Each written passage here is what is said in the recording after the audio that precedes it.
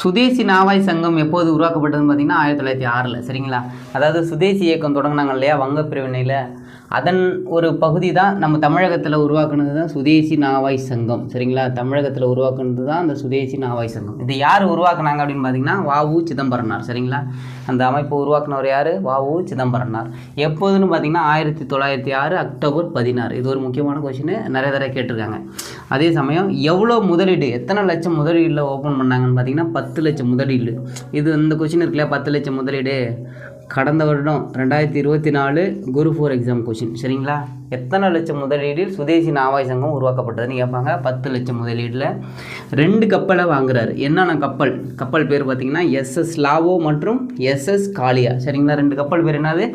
SS Lao, SS காளியா சரிங்களா. எங்கேருந்து எங்கே ஓட்டினார் அப்படின்னு கேட்பாங்க. தூத்துக்குடி டு கொழும்பு சரிங்களா. தூத்துக்குடியிலேருந்து கொழும்பு வரைக்கும், இலங்கையில் உள்ள கொழும்பு வரைக்கும் ஓட்டியிருக்காரு.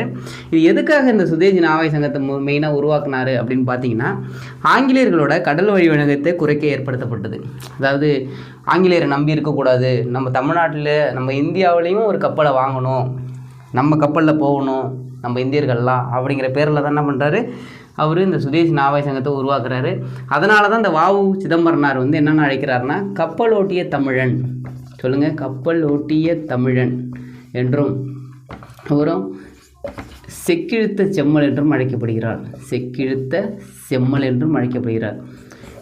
இந்த